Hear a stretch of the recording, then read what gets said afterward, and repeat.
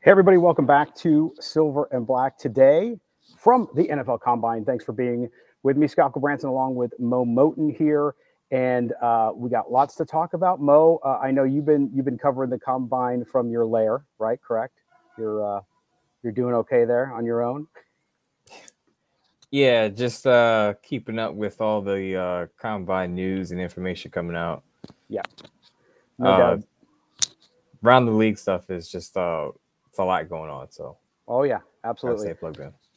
Being in the middle of it, it's quite the spectacle watching everybody fend for themselves over players and coaches. Of course, on Wednesday, or excuse me, on Tuesday, we saw coaches, GMs got some time with Tom Telesco, who talked about the Raiders. He talked about Josh Jacobs. So we'll dive into that a little bit from here because that news is broken. Also, do us a favor, make sure if you don't already subscribe to the podcast, do so wherever you get your audio. Just look for Silver and Black today. If you're watching us on YouTube, thank you. Subscribe there as well. Hit that notifications bell and give us a thumbs up. But Mo, yesterday, Tom Telesco spoke to the media. He talked about a couple key issues. One was Josh Jacobs. Josh Jacobs, he keeps reasserting, unlike the Giants, who the other day said that they didn't take the tag off the table with their own running back, which is Saquon Barkley, but with the Raiders, they are saying that no, we want to try to work out a deal with him, and this falls in line with what we talked about on the last show. And you wrote a story up on Sportsnaut about, which was about the fact that it's likely that they try to sign him. And he said, hey, we're going to do what we can to go after Josh Jacobs and bring him back to the Silver and Black. So hopefully they have a couple weeks to do that before agency officially starts. And clearly, I'm sure his people are having conversations here at this meeting in Indianapolis. But it looks good. They're going to make their best effort to bring Josh Jacobs back to Las Vegas. Yeah, as I've been saying the past couple of weeks, I thought it was a strong possibility that he is back, and I got the sense of that because of the fact where the Raiders are, where they're going. They're not. I said this on the X yesterday on Tuesday that this is not a team that's going to completely deconstruct their roster. Yes, they do have needs at quarterback, across the offensive line. I think they need another defensive lineman at defensive tackle. Another cornerback would do, but they're not going to start over, and so to speak. So, and I get running backs drop off after a certain age. I understand the analytics of it. I understand not paying a running back big money because you could spend that in other places. I get all of that. But as I pointed out in the Sportsnaut piece, that it's important to understand that when you're building a football team, you technically want leadership, right? You want leadership at different positions. And Josh Jacobs was a captain on that team over the past, year or so when he was appointed by the players at the end of the 2022 season. AP, when he took over the team, that offense was Josh Jacobs was the focal point of that offense. And if you listen to AP talk, he wants a physical football team. If you listen to Tom Telesco, he wants multiple running backs. So I expect Josh Jacobs to be back. I think there's a strong possibility he is back, but not handling 15 to 20 carries. I think it'll be more of an even split between him and Zamir White. Yeah, we've actually seen a lot of that discussed here as I went podium to podium on Tuesday with coaches and GMs. That was the underlying thought. Of course, that also relates to the fact that there's a big free agent market out there, and teams don't want to overpay for running backs, and they're not going to. So they all talked about. We saw it in Baltimore, talking about the situation there, saying, yeah, we're gonna have this committee of running backs, and we saw it too. With the Chargers, obviously they're letting Austin Eckler go into the free agent pool. So that seems to be the prevailing thought here. The other thing that Tom Telesco talked about, and he talked about getting to know the team, right? Getting to know the Rays team. And we put up a clip on Tuesday where he talked about what surprised him, and he talked about the fact that how tough the Raiders team was down the stretch after Antonio Pierce took over, and the kind of mental toughness getting through the adversity they went through, and then playing pretty well over the last 9 games. So that was one thing he mentioned. The other thing was he was asked, of course, the talk of the combine for the Raiders continues to be the quarterback position. What are they going to do? Are they going to move up? Prevailing thought in talking to folks here around the league is yes, they're going to do their best to do it. Doesn't mean they will. They're going to try, though. And when Telesco was asked about what he's looking for in a quarterback, he said 2 things, Mo, primarily. And it wasn't a big arm. It wasn't mobility. It was toughness and leadership, right? Which are both qualities you do need from a quarterback. So when you see comments on that, it's not really directional. It's not like, oh, that tells us which guy they like, right? But I think it shows that the mentality, we can get caught up in evaluating players based on how they throw the ball, how they move in the pocket, whatever their strengths or weaknesses are. But at the end of the day, the Raiders are looking at a quarterback, whether he be a veteran or a rookie, who's going to be tough and is going to be somebody who's going to come in and command that huddle immediately. It's kind of similar to what Dave Ziegler talked about with the nick up tangibles of Aiden O'Connell. I think Dave Ziegler pointed that out after they drafted him, Aiden O'Connell, in the 4th round, that it wasn't so much about what he could do on the field, but his neck up, his mentality, his attitude in the huddle, how he's able to command the huddle. I think that's something that's overlooked when we talk about quarterback prospects. But I think most teams look for that in a quarterback because it is a leadership position. Yeah. Guys have to look to that guy when, you're driving down the field in the 4th quarter and be able to believe in that guy getting you down the field. So it is an important trait and quality. But as you said, doesn't really tell us what, who they're leaning toward. And I think Telesco did a good job of doing the whole GM speak where he said a lot and didn't say much of anything. Correct. And they all do it. Believe me, there were some that were a little more forward, depending on their teams and their situations, and you can understand that every situation is different.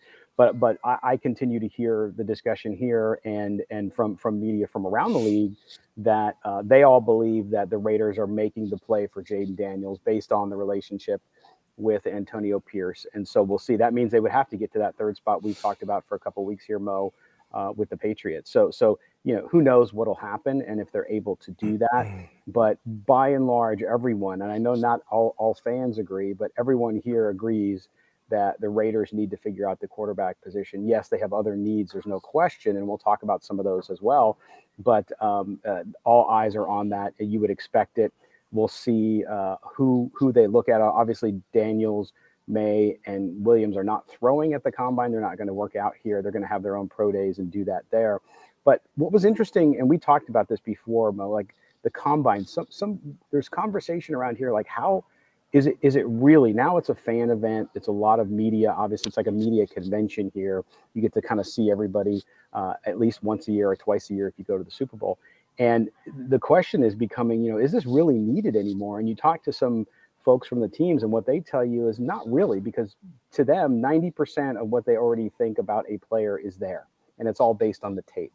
A 15-minute meeting, as we heard yesterday from various coaches and GMs, a 15-minute meeting is not going to change. They're not going to walk out of a 15-minute and say, that's the guy. You're going to, you get to meet him face to face, but you already know from the tape, and that's what matters. It's a game. And yes, you got to make sure that they don't have major character flaws because you're investing a lot of money in them. But at the end of the day, that's what it comes down to. Right. I think Tom Telesco said the 15 to 20-minute meeting is nice. He used the word nice, but he said, our department, our scouting department has already done all the background work on these players. So it's more, I would say it's more of a confirmation of what they did their homework already. Right. So they've already done the digging. So now they just get to meet the player in person to kind of match the background check with the person in real time. So I wouldn't say it's not needed. It is great for the fans because, like I said, it gets fans introduced to some of these players. Because let's be honest, a lot of people wouldn't know these players if they walk by them in the street in the grocery store, right? So this is the first introduction to the masses for a lot of these combine participants. So the teams have done their homework, but it's great to get people involved on the outside to say this is such and such. This is Byron Murphy II. This is J.C. Latham. This is what it looks like. This is how he runs. This is how he moves. Right. So I think it's important for the product on the outside, but the teams, as you said, for the most part, they're still putting together their board. There are certain things I think medicals are still important. Huge. I think certain things that you can look at during some of these drills, you may look back at the film and say, oh, I didn't notice that initially. Maybe I need to look back at that. There's some things that confirmation that you check back on. But for the most part, these teams have done their homework. Well, and I thought one of the interesting points he made yesterday, too, was because there was a question about him evaluating quarterbacks. And it was phrased in a way that was like, hey, well, you had your quarterback there in L.A., but he made the point and he said, we evaluate every position every year, whether it's a needed position or not.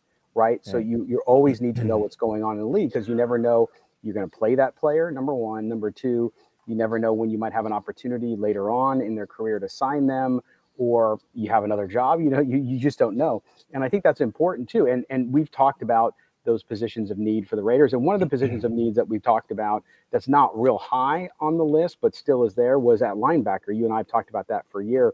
And I just was downstairs and listened to Chris Braswell from Alabama, one of the top linebackers in the draft, who met with the Raiders. So I'm going to play that clip here for everybody. Here's Chris Braswell from Alabama. I have met the Raiders and whatnot. It'd be great to go out there and play with guys like Zach and all those guys. They're all great pass rushers, great D lines, great D line coach, great system, great thing.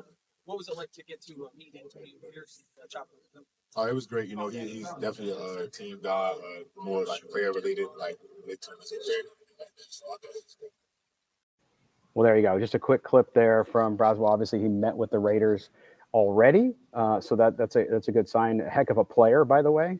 But it goes to show you that you have to do your due diligence. You have to meet with everybody position wise, because you don't know. Mo, we talked about it with the quarterback. You don't know how the draft board's going to end up. You don't know what happens, whether you trade up, trade down, or players that are on your board go earlier than you anticipated, and suddenly you find yourself in a position that's like, wow, the first 4 guys we want are gone. What do we do? And so that's why you talk to those guys and you get ready so that you can make that choice when the clock is on you. So interesting there, but I do think that there's going to be a lot of names that you'll see about the Raiders meeting with, and you kind of be like, why are they meeting with this person? Why are they meeting? And it's all that. It's all just about due diligence and getting to know all those players at all the positions, because you don't know what's going to happen between now and draft day. Yeah, like I said, I think for the most part, the team's draft boards are coming together are already, for the most part, put together. You're slotting guys based on certain little things. Maybe you slot a guy 2 spots here, 2 spots there, but you're just getting to know players and just kind of match the faces with the numbers. And again, the background checks that you've done. And you go into the draft thinking, okay, we know what plan A is, but we have to have a plan B, E, F, because trades happen. Guys get pulled off the board. You may move a guy off the board because of something with his medicals. You may have an interview. I know Tom Telesco said you don't learn much out of the 15 to 20 minutes, but there could be something there that, didn't cross your path, didn't cross your radar before you interview with the person that may move him up or down the board. When it comes to quarterbacks, a lot of them are on the whiteboard, so they're drawing up plays, and that may influence your decision on who you draft. I know I read that the Patriots, Chad Graff of The Athletic, wrote that the Patriots, if they're not overly impressed with the quarterbacks of the combine, they may consider drafting Marvin Harrison III, Marvin Harrison II with the 3rd overall pick. So there are certain situations where the combine can influence you one way or another. Well, and it's interesting too, because some of that chatter, as you know, we talk about it as well, as there's a lot of jockeying and positioning going on here too, because even if you're the Patriots and you float that story out there, it could be because you just want that pick to be higher valued, right? I mean, it already is at number 3, of course, but if somebody thinks you're really going to take that player, then now the Cardinals might be motivated to do something else, or another team that wants a quarterback like the Raiders might be willing to do something else. So it's always fun to watch that, and it does change by the hour here. When you're on the ground, you hear one thing and then it goes the other way. But we're going to talk about some of that when we come back to after the first break about what's happening here at the Combine, and get some of your observations too. All right, you're listening to Silver and Black today. Scalco Branson from the Combine, and also Mo Moton here with you. We'll be back right after this. Welcome back, Silver and Black today, the Thursday edition. Scalco Branson from the NFL Combine, along with my partner Mo Moton. Make sure you follow Mo. He's the senior NFL writer up on Bleacher Report. Also, you can follow him on x.com at Mo Moton, MoEMoton. I am at LV Gully, and the show is SNB Today. Make sure you subscribe wherever you get your audio. Okay, Mo, so we're starting to get all of this information and start to hear things about the free agency. We talked a little bit about running back. We talked about the fact that Josh Jacobs is somebody that they feel like they want to make a priority. At least that's what Tom Telesco said. You look at the free agent news out there, big news on Chris Jones with Kansas City. A lot of Raider fans clearly would like to see him in the middle of the Raiders defense. But, every time a big name is mentioned, You have to think about the trade-offs. When you look at that pool and you start to see some of these names popping out there, what caught your eye in the last few days when it comes to free agency and possibilities for Las Vegas? Well, there are names still entering the free agent market because teams, Yep. are releasing players or telling players that they intend to cut them before the new league year. But for me, when I wrote the Bleacher Report article, basically ranked all the positions in free agency, I think it's imperative that the Raiders look at some offensive tackles in the draft because, again, the offensive tackle position for agency isn't that deep. There's Michael Onwenu, who I really like, who's played with the Patriots. Trent Brown is going to be a top name. We've already went down the Trent Brown road with the Raiders. But there's not much in terms of depth there. So this is why I said on X Tuesday that I think if it's not a quarterback for the Raiders at 13, I think it's going to be an offensive lineman, specifically a tackle who's going to play on the right side opposite Colton Miller. What I will say, I think there's a strong possibility that the Raiders address the cornerback position in free agency. I know a lot of fans want to see Jerry Sneed play for the Raiders, but apparently that may not happen because the Chiefs are going to push to keep him as well as Chris Jones. We'll see if they're able to keep them both. We don't know. But I think the Raiders are going to address the cornerback position in free agency because there is a little more depth at cornerback, in my opinion, than there is at offensive tackle and interior offensive line. So 2 positions that I would look at for the Raiders in free agency. Tom Telesco did say on Tuesday that because it's a first-year staff, he's going to have to lean on free agency a little bit more than he's accustomed to. So just pay attention to those words. I know, as I said, GMs don't really say much, give you much, but that stood out to me that the Raiders are going to be very active in free agency. It may not be big contracts, but they may have some value in there where they're just filling some spots because there are new staff coming in. Yeah, and we'll get into a little more detail in the next episode or so, talking about that cornerback free agent market. It's huge. There's a lot of good names out there that I think are available. And to your point, I think the Raiders are definitely leading them in. And we go back to the top of the draft. Depending what happens at the top of the draft, if they don't get a quarterback and they go offensive lineman, do they go quarterback second round or do they go cornerback second round? There's all sorts of scenarios there. But I agree on that. I mean, the fact that they can go into free agency and address most of those positions, like you said, some of them you can't. Defensive tackle has not been a position that they've drafted well. That was a different regime, so I'm not going to blame the guys that are there now.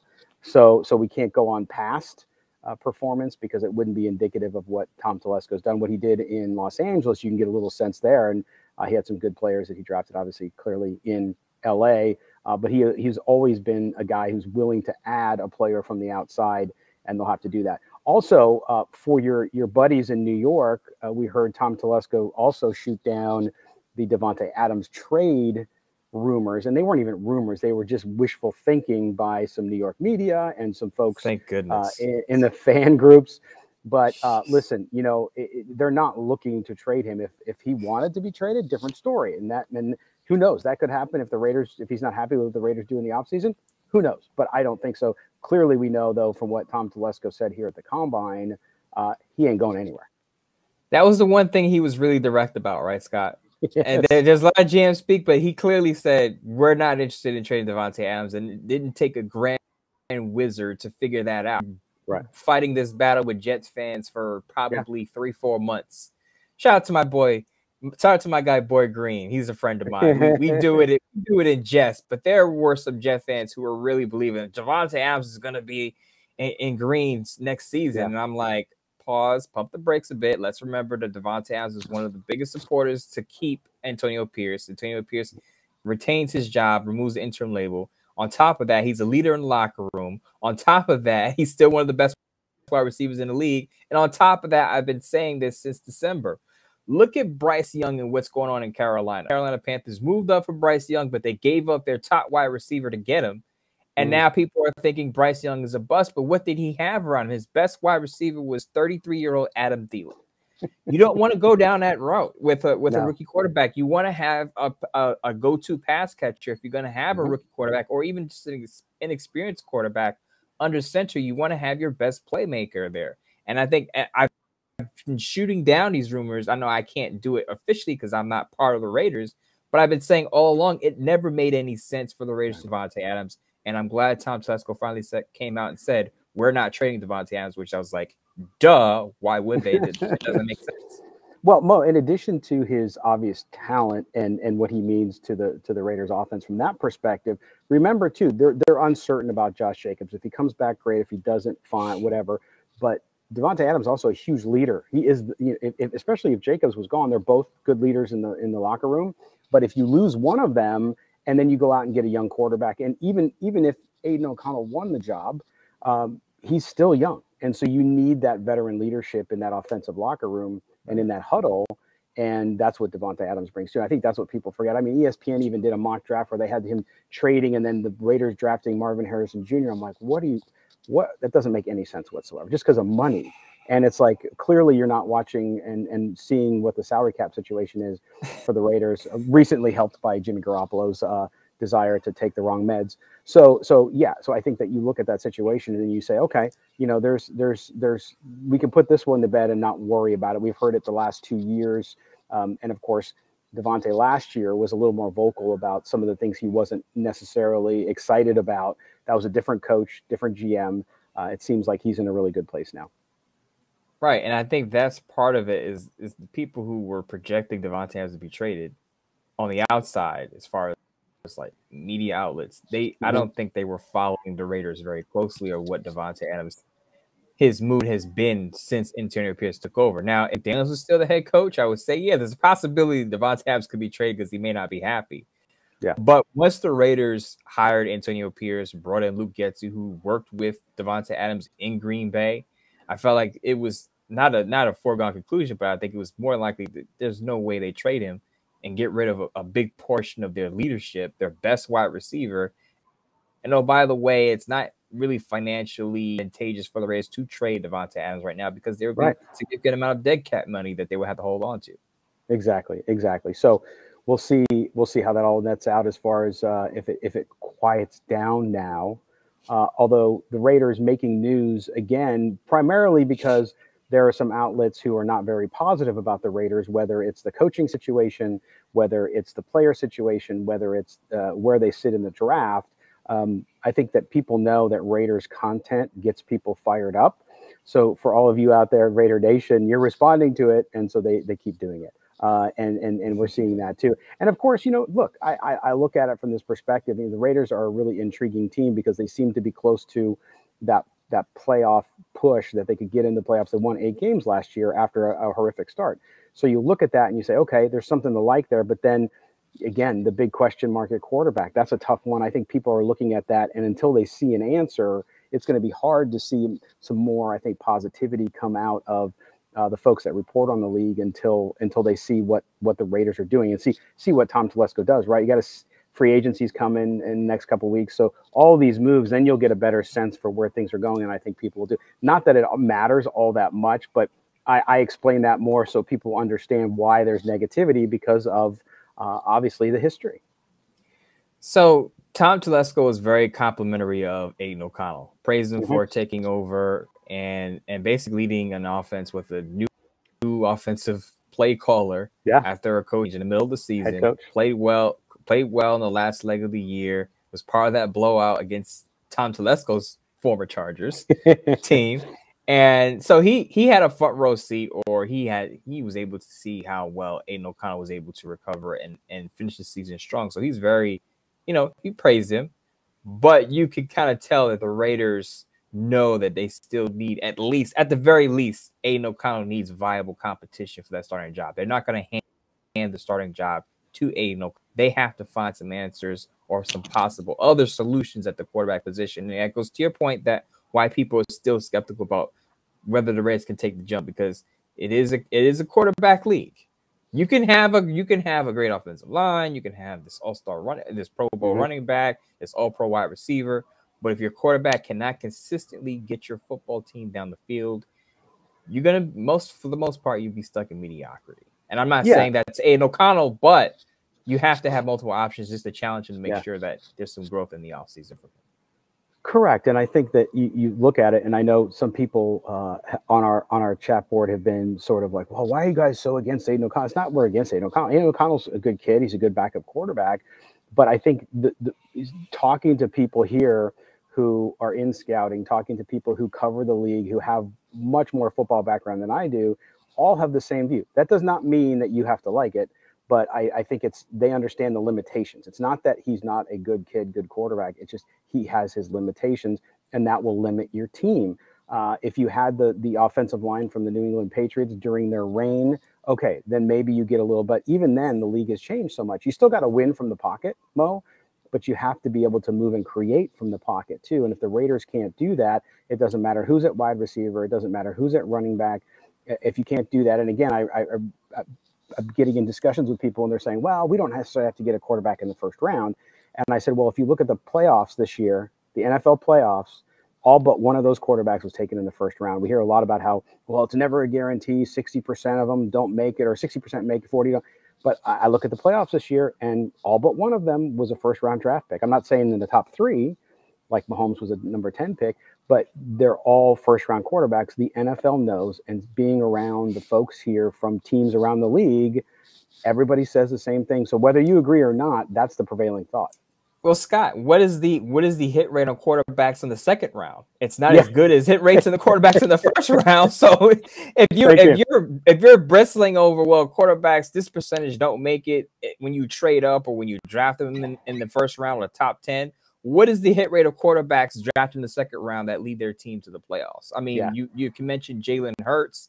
Derek Carr became a starter for the Raiders but didn't win a playoff game. But how many other second, third round guys are winning Super Bowls? Russell Wilson comes to mind, but compare that to the number of first round guys who get their team to the playoffs and to the Super Bowl. The numbers are overwhelmingly leaning to the first rounders. Right, and that's why I use that number from the playoffs this year, because you can't argue with that. I mean, look who's there, right? Again, they don't always win in the playoffs. They don't always win a Super Bowl. But then, for the people who say, yeah, but Tom Brady was taken in the sixth round. It's like, yes, but how many six-round quarterbacks won a Super Bowl? None, except for him. So there you go. And maybe I'm wrong. Maybe there's another one. Somebody will tell me if I am. But I think that you have to look at that. And this is why, again, the Raiders, with the needs they have, that's the first thing they need to address. And I will respectfully tell you you're wrong if you say anything else, because that's how you win in the NFL. You need everything else, Mo, right? It's not that they don't need to build the roster, but you can trade up, give away, or I should say give up capital to get that quarterback, let's say to get up to number 3. That does not mean you can't fill those other spots, i.e. like you talked about via free agency or through the draft as well. What I will say is that, and I want to be clear when I say this, if Aiden O'Connell, he deserves to be in competition for the starting job. If he wins the starting job, so be it. That means that he's made, great leaps during the offseason and improvements over time, and he could start. Right. But I'm not handing him the starting job is my point, because I think people are misconstruing that we don't think Aiden O'Connell will be anything other than a backup ever. And I think right now he's a backup caliber quarterback.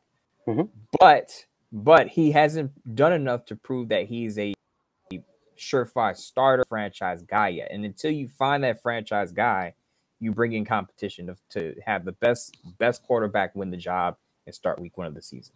Right. And when I talk about that, a lot of folks are always like, well, he didn't throw an interception his last 4 games. It doesn't matter. If you watch the numbers and you watch the film and what he did, you can do whatever you want with him. I can make cases for him and cases against him. But to your point, I think that he gets the opportunity to go in and try to earn the job. And you want that, just like every position. You want competition, and at quarterback especially, because it's the most important position on the field. So he'll be in the mix there, and then whoever the other 2 quarterbacks, because they will have to bring in 2 other quarterbacks, will be that'll do. And to your point, if the coaching staff believes, if Luke Getsy, if Antonio Pierce believe that he's the best quarterback they have heading into the season, then he'll start. If he's not, then it'll be somebody else. So that's what they get paid for. We don't get paid to do that. We get to pontificate about it. But at the end of the day, they get to make the choice, and thank God for that, because they know more about football than we do. So, Scott, really quick, and I'm not trying to poke holes in Aiden O'Connell's performance, but I hear a lot of people say, well, he had about 8 touchdown passes, 0 interceptions the last 4 games. In 2 of those 4 games, he didn't complete 60% of his passes, though. Correct. If you're gonna point out his stats, tell the whole story, give the whole context of his numbers, not just the numbers that support your argument. Right. And we go back to the game where the Chiefs game where he didn't have a completion after the first quarter. Right. And so that's a big deal in the NFL. Like, Yes, people have bad games. Don't get me wrong. But when you're a rookie and you're trying to earn a position and you're looking for your quarterback of the future from a franchise perspective, those are red flags. And when you see those things happen, you have to take them and consider them as you move forward. So that's where they're at. But we'll see at the quarterback position what happens, Mo, because that's going to be until we figure out what's going to draft. Now, they could if they go out and they sign a free agent, if they go get a Gardner Minshew or somebody like that, then we'll have a little bit of our answer early, and then we'll start to say, well, if they went out, because I still think if they do that, Mo, if they brought him in, unless it was like Russell Wilson, which I still don't think is going to happen, but if it's somebody like Minshew or Brissett or somebody like that, that doesn't tell me that they're not going to draft a quarterback in the first round. In fact, it almost confirms it versus if they were going to go get a frontline starter like a Kirk Cousins. I'm not saying they're going to pay for that, but if they did that, then you're like, well, wait a minute. Now they're not focused on the young quarterback. They're focused on a guy who's going to come in and do it right away. So I think that we'll know more about their plan, but we won't know about the draft until that day. Right, and I agree with you there. If it's Kirk Cousins or Russell Wilson, those guys expect to be stars wherever they go. So you're probably rolling with one of those two guys for at least 2 years, and then you're, I don't want to say kicking the quarterback can down the road when it comes to the draft, but you're not as worried about the position, before those guys are signing. Now, if they go, as you said, with Brissett, then you're probably like, okay, this is definitely a bridge gap guy. He's not he's not going to be the franchise guy. No, he's going to compete with Aiden O'Connell, but the Raiders will probably then draft a rookie to then compete with whoever they sign as a bridge gap and Aiden O'Connell. And as I said a few minutes ago, may the best quarterback win a quarterback battle at training camp. Absolutely. And we're going to talk more about quarterbacks next week. We're going to bring Chrissy Freud back on. We'll get her impressions of the quarterbacks that did throw and work out here at the Combine and see if any of them pop, and there'll be good discussion for us. But the quarterback conversation is going to go on. We'll see how it all unwraps. But we're going to wrap up this show early today because Mo and I both have Combine work to do. But we will get back to you, and we will do mailbag next week. So if you called in this week, from the calls that I saw, they pretty much can carry over. So we'll get you on next week. We'll have a longer segment there, or maybe even two, depending how you guys get excited about that stuff. So we'll see what goes on there. But Mo, I know you're covering the Combine for Bleacher Report, as I am as well. What do you got coming the rest of the week that you need to tell folks about? Biggest draft questions before the workouts start Thursday. So while the guys are at the podium now, the workouts on the field televised to everyone won't start until Thursday. I'll have the biggest draft questions that teams are still wrestling with, that they may still be coming to terms with, or deciding factors moving around their draft boards. I'll say, okay, this team, what's the biggest question here? And what are the possible solutions? What do I think the Bears are going to do? Are the Raiders really going to move up for a quarterback in the draft? I'll have my opinions on that. What will the Chargers do? I know this is a Raider podcast, but it's important to keep tabs on the enemy as well and figure out, okay, where are the Chargers headed with their new regime, with Jim Harbaugh leading the way over there as the head coach of that squad? Yeah, it's going to be fascinating. Division 2. I spent part of yesterday listening to Sean Payton from the Broncos, who, boy, I got to tell you, man, there's definitely some self-love going on there. He really thinks highly of himself. I'll put it that way. It kind of drips off. It's pretty remarkable. I had our good friend Benjamin Albright from KOA was there. I finally got to meet him in person, and we were talking about that too, because he told me last year, what it was like to interact with Coach, and certainly was on. But the amazing thing was, Mo, I couldn't believe it. He should run for Senate, because there was a question about quarterback, of course, because the whole Russell Wilson thing, and everybody knows they're going to release Russell Wilson unless somebody will trade for him, which is highly doubtful, but nonetheless. And so he gave a 4.5 minute answer. Now, these sessions are about 10 to 15 minutes long for all the questions for these coaches and GMs. He went on 4.5 minutes talking about quarterbacks and weaving into how quarterbacks and their size matter. It was basically like Russell Wilson's too small. I mean, that's what I was taking away from it. It was so crazy, but he filibustered. So it was remarkable to see all that kind of stuff going on. But we'll bring you more from the Combine next week. I'll bring you some of my insights and what else we're able to find out here. But we'll be back early next week with that, and then we'll start to talk about free agency. Might even hear about some moves. There's a lot of deals that happen here at the combine, and then once you get out of the combine, they start leaking out, even though they can't become official until the 14th. So we'll bring you all of that very soon. Mo, enjoy covering the rest of the combine, and I will enjoy walking down the hallways and people asking me, "Where's Mo? Where's Mo? Where's Mo? Where's Mo?"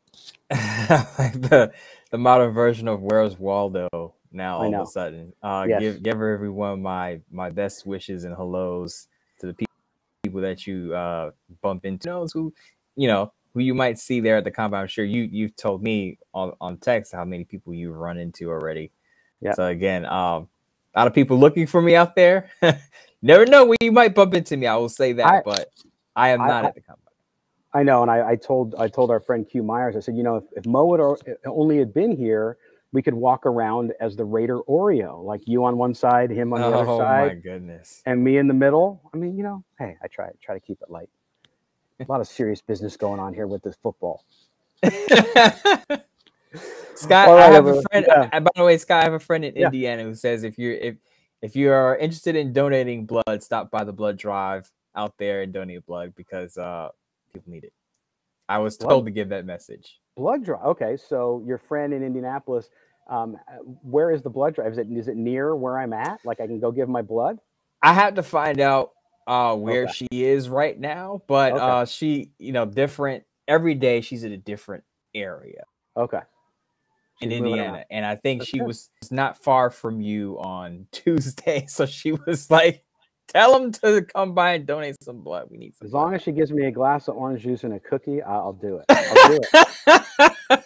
You know how they do that when you get blood, right? Right. It'll be fun. So, but yeah, no, absolutely. Maybe I'll go down there into the combine workout room and just get a bunch of those big dudes. Hey, you guys have more blood, don't you? Have a lot of blood. You know what? You can get blood before your workout. It won't hamper your workout at all. I'll find out her whereabouts and pass that information along to you. That sounds good. I appreciate it, my friend. Take care of yourself. All right, everybody. From the combine, this is Scott Branson, of course, Silver and Black today. Want to thank Mo for putting up with me because I was late in us getting this episode recorded because of some assignments we had. But we appreciate you guys all being with us. A little bit different format than usual. But that's what happens when you're on location. And I don't even know, like this internet is holding up, thank goodness, but we don't know. But we appreciate it. We also appreciate our producer, Mike Robier, and everybody at Odyssey Sports for being there, and appreciate you guys. Make sure you subscribe to the podcast wherever you get your audio. And if you're watching us on YouTube, hit that subscribe button plus the notifications bell and that thumbs up. We appreciate it. For Mo, I'm Scott, and we will talk to you next week here on Silver and Black Today. Take care, everybody.